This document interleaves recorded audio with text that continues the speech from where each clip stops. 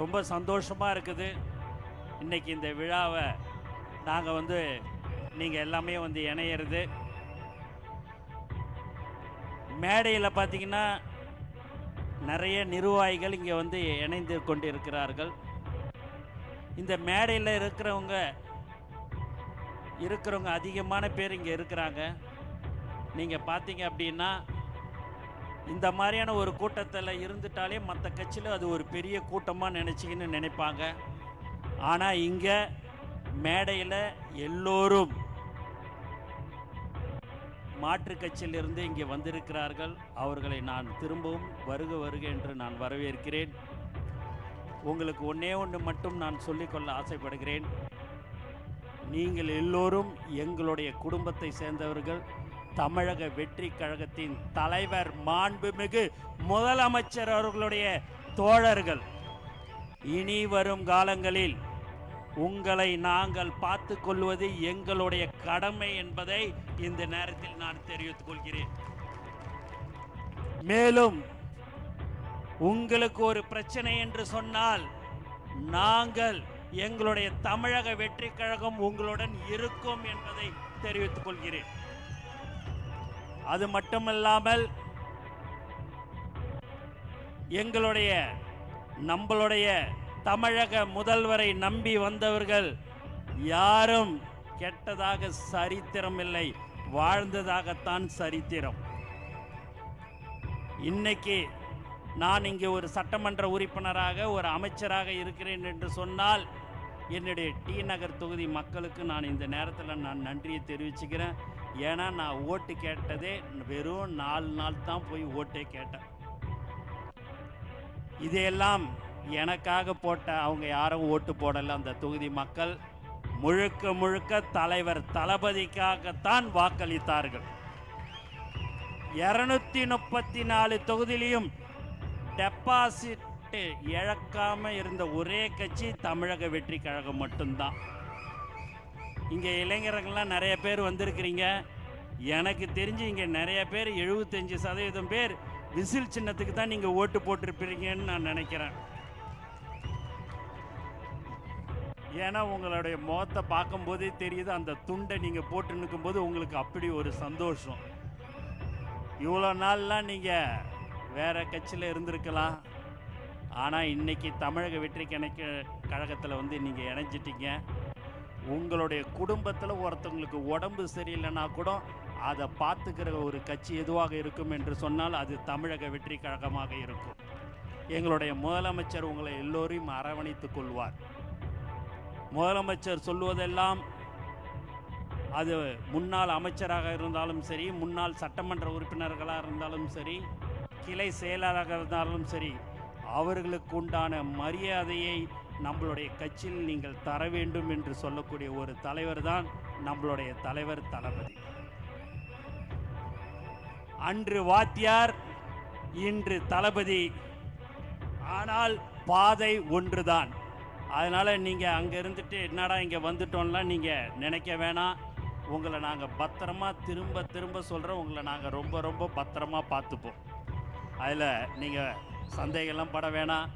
மேடையில் இருக்கிறவங்களாம் பார்த்தீங்கன்னா இருந்திருக்கிறாங்க வேறு கட்சியில் இல்லை. ஆனால் உங்களை நாங்கள் கண்டிப்பாக நம்புவோம். எங்களை நீங்கள் தயவு செய்து உண்மையாக எங்களையும் நீங்கள் ஏற்றுக்கொள்ள வேண்டும். எங்களுடைய புதுக்கோட்டை மாவட்ட செயலாளர் பர்வேஷ், எங்களுடைய கரூர் மாவட்ட செயலாளர் மதி, பாலா எல்லோரும் இணைந்து நீங்கள் எல்லோரும் ஒற்றுமையாக இணைந்து வரும் தேர்தல் பஞ்சாயத்து தேர்தலில் நாம் அனைத்து தொகுதியிலையும் நாம் வெற்றி பெற செய்ய வேண்டும். அதற்கு உண்டான வாய்ப்புகள் உங்களுக்கும் தலைவர் தளபதி அவர்கள் வழங்குவார்கள் என்பதையும் நாங்கள் தெரிவித்துக் கொள்கிறோம். எங்களுடைய மாவட்ட செயலாளர்கள் ஒன்றியம், நகரம், கிளை என்று எல்லோரிடம் கலந்து பேசி உங்களுக்கு உண்டான பதவிகள் கண்டிப்பாக தலைவர் தளபதி அவர்கள் வழங்குவார்கள் என்பதையும் மிக தாழ்மையுடன் தெரிவித்துக் கொள்கிறேன். எல்லாம் நீங்க காலையிலே பார்த்தீங்க அப்படின்னா உங்களுடைய புதுக்கோட்டை சகோதரர் முன்னாள் அமைச்சர் சகோதரர் விஜய் பாஸ்கர் அவர்கள் பேசும்போது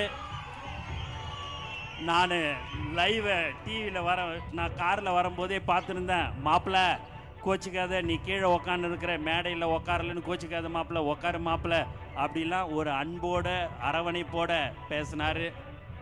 சகோதரர் அண்ணன் கரூர் விஜயபாஸ்கர் அவர்களும் சரி, அவரும் உங்களுடன் எல்லாமே இணைந்து செயல்படுகிறார்கள்.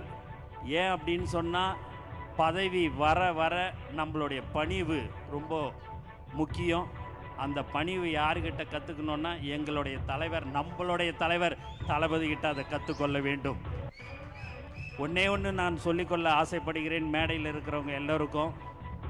எங்களுடைய சகோதரர்கள், நான் எல்லா மேடையிலையும் அது சொல்கிறது, எங்களுடைய தோழர்கள் கடந்த 32 வருடமாக எந்த ஒரு எதிர்பார்ப்பும் இல்லாமல் இன்று வரை தலைவர் தளபதிக்காக அவருடைய பெயரில் மக்களுக்கு சேவை செய்து கொண்டிருக்கிறார்கள். இன்று வரை இன்னைக்கு கூட நாங்கள்லாம் அமைச்சராக சட்டமன்ற உறுப்பினர்லாம் ஆயிட்டோம். எங்ககிட்ட ஒரு டிரான்ஸ்ஃபர் ஓணும், இந்த ரோடு கான்ட்ராக்ட் ஓணும், அதெல்லாம் எதுவுமே கேட்கல. தலைவர் முதலமைச்சர் ஆயிட்டாரு, அது போதுன்னு சொல்லக்கூடியவர்கள் எங்களுடைய தோழர்கள். அதே போல தான் நீங்களும் இருப்பீர்கள் என்ற நம்பிக்கை எங்களுக்கு கண்டிப்பாக இருக்கிறது. உங்களுடைய பகுதியில், உங்களுடைய ஒன்றியம், நகரத்தில் எந்த ஒரு மக்கள் பிரச்சனை எது சொன்னாலும் நாங்கள் உடனடியாக நாங்கள் செய்து தருவோம் என்றதை நாங்கள் உத்தரவாதத்துடன் தெரிவித்துக் கொள்கிறோம். நானோ எங்களுடைய அமைச்சர்கள் அனைவரும் உங்களுக்கு கண்டிப்பாக நாங்கள் செய்து தருவோம். நேற்று தான் நீங்கள் வந்தீங்க, 2 நாளைக்கு முன்னாடி வந்தீங்க, அப்படியெல்லாம் ஒரு காலமும் நாங்கள் உங்களிடம் சொல்ல மாட்டோம். எப்போதும் உங்களுக்கு நாங்கள் உறுதுணையாக இருப்போம் என்பதை தெரிவிச்சுக்கிறேன். ஏன்னா சில பேருடைய முகத்தில் ஒரு பயம் தெரியுது, என்னடா இது 2 முன்னாள் அமைச்சர்கள் கூப்பிட்டாருன்னு வந்துட்டோமே, எப்படி இருக்குமோன்னுட்டுன்னு. நீங்கள் பயப்பட வேண்டாம். அந்த உங்களுடைய கடந்த கால கட்சியோட நாங்கள் உங்களை பத்திரமாக மீண்டும் சொல்லிக் கொள்கிறேன், உங்களை நாங்கள் பத்திரமாக பார்த்துப்போம். நீங்கள் அதில் எந்த ஒரு சந்தேகமும் உங்களுக்கு வர வேணாம். ஆகவே ஒன்னே ஒன்று கேட்டுக்கொள்வதெல்லாம், எங்களுடைய தோழர்களுடன் இணைந்து நீங்கள் செயல்பட வேண்டும் என்பதை மட்டும்தான் நாங்கள் சொல்லிக் கொள்கிறோம். வேற எதுவுமே உங்ககிட்ட நாங்கள் கேட்கல. நீங்கள் எது சொன்னாலும், மக்கள் பிரச்சனை எது சொன்னாலும், உங்களுக்கு என்ன தேவைகள் என்று சொன்னாலும், எங்களுடைய முதல்வர், நம்மளுடைய முதல்வர் தலைவர் தளபதி அவர்கள் உங்களுக்கு எல்லாம் செய்து தருவார் என்று நான் இங்கு சொல்லிக்கொள்ள ஆசைப்படுகிறேன். சகோதரர் ஆதவ அவர்கள் பயங்கரமாக பேசினார். அவர் பேசுறதுக்குன்னே இப்போ பிறந்துட்டாரு. முதல்ல ரமேஷ், இப்போ எல்லாம் இப்போ பேசுறதுக்கு பயங்கரமாக எல்லாரும் பேசிடுறாங்க. கடைசியாக என்னை விடுவாங்க. நான் தான் பல தடவை சொல்லிக்கிறேன், என்ன தான் இது பேச வேண்டியதெல்லாம் நீங்களே பேசிடுறீங்க, கடைசியாக விட்டால் நான் என்ன தான் பேசுறதுன்றது எனக்கு தெரியாது. உண்மையாகவே நல்ல திறமையான அமைச்சர் பெருமக்கள், சட்டமன்ற உறுப்பினர்கள்லாம் இருக்கிறோம். அதனால் வரும் 10ஆம் தேதி தலைவர் தளபதி மாண்புமிகு முதலமைச்சர் அவர்கள் கரூர் வருகிறார் என்பதை இந்த நேரத்தில் தெரிவித்துக் கொள்கிறேன். ஏன் என்று சொன்னால்,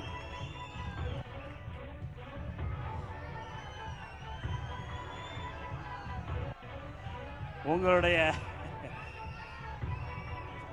இப்போ புதுக்கோட்டையில் 2 சிங்கம் இருக்குது.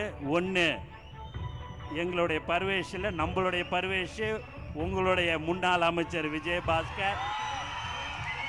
புதுக்கோட்டையில், கரூரில் 3 பேர் இருக்கிறாங்க.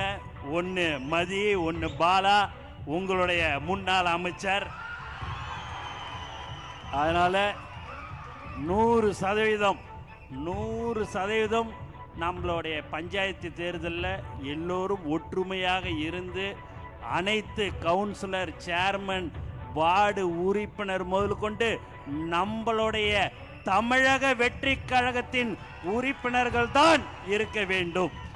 ஏனென்று சொன்னால், தலைவரை நம்பி 234 தொகுதியிலும் எந்த ஒரு எதிர்பார்ப்பும் இல்லாமல் தலைவர் தளபதி முதலமைச்சராக வேண்டும் என்று தமிழ்நாடு மக்கள் ஓட்டு போட்டிருக்கிறாங்க. அந்த நம்பிக்கைக்கு நம்மளுடைய கவுன்சிலர், நம்மளுடைய வார்டு உறுப்பினர், நம்ம சேர்மன் தான் தமிழ்நாட்டு முழுக்க இருக்கணும். ஏனென்று சொன்னால் அப்போதுதான் மக்களுக்கு நாம் அவர்கள் நினைத்ததை நாம் செய்ய முடியும். மக்களுக்கு சேவை செய்ய வேண்டியதுதான் நம்மளுடைய முதல் குறிக்கோள். ஆகவே நீங்கள் எல்லோரும் இங்கு வந்து எங்களுடைய தமிழக வெற்றி கழகத்தில் இணைந்திருக்கிறீர்கள். உங்கள் அனைவருக்கும் நான் மீண்டும் வருக வருகன்னு வரவேற்று எனக்கு வாய்ப்பு கொடுத்த அனைத்து நல்ல உள்ளங்களுக்கும் நன்றி கூறி விடைபெறுகிறேன். நன்றி, வணக்கம்.